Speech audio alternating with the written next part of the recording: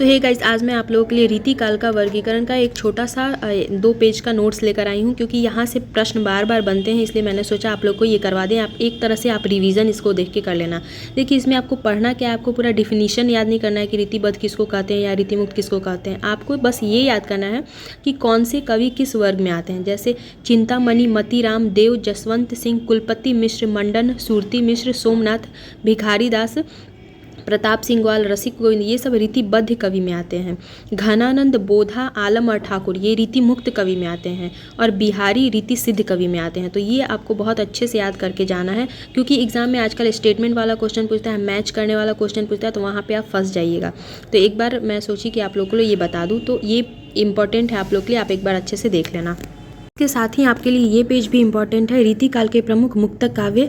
इनमें से वो सब नहीं पढ़ना, आपको ये बस याद रखना है कि कौन से जो रचयिता है उनका जीवन काल क्या है, यानी जीवन काल भी नहीं, बस आपको उनका जन्म याद करना है और उन्होंने कौन कौन सी रचनाएं की हैं वो तो याद रखना ही है, लेकिन इंपॉर्टेंट है कि आप उनका जीवन काल जरूर याद रखें।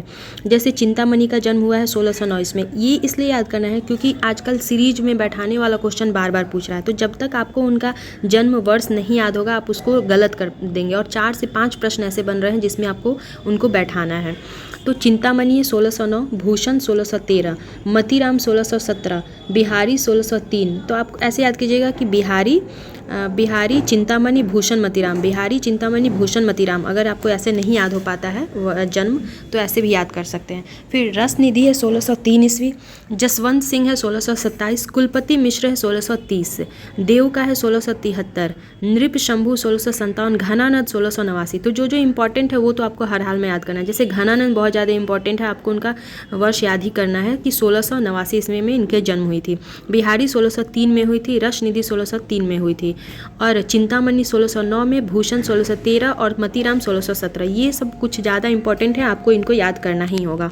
के साथ ही ये पेज भी मुझे इंपॉर्टेंट लगा, जो कि आपको याद करना है कि रचना का नाम और रचना काल, ये सभी जो है केशव दास के द्वारा जो उन्होंने 9 ग्रंथ लिखे हैं, उनको ये कभी कभी एग्जाम में पूछ देता है। प्रीवियस ईयर क्वेश्चन अगर आप बना रहे होंगे तो उसमें लिखा है कि केशव के ग्रंथों को सीरीज में बैठाइए, मतलब बढ़ते हुए क्रम में बैठाइए, पहले से बाद में। तो यहाँ पे आपको सबका, एक तो उनके 9 ग्रंथों का नाम याद करना है, उसके बाद इनका कौन सा रचना काल है ये भी याद करना है। जैसे रसिक प्रिया 1591 ईस्वी, रामचंद्रिका 1601 ईस्वी, कवि प्रिया 1601 ईस्वी, रतन बाबनी 1607, वीर सिंह देव चरित 1607, विज्ञान गीता 1607 और जहांगीर जस चंद्रिका 1612 ईस्वी। नख, सिख और छंदमाल का जो प्रकाशन वर्ष है वो यहाँ पे नहीं दिया गया है।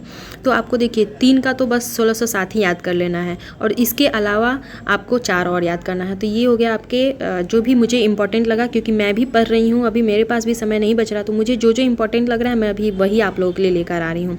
और जो हमारी यूनिट 1 की सीरीज़ है वो कंटिन्यू रहेगी, और मुझे जो इंपॉर्टेंट लग रहा है मैं धीरे धीरे सबको लेते आऊँगी। तो मिलते हैं नेक्स्ट वीडियो में। Till then, bye bye.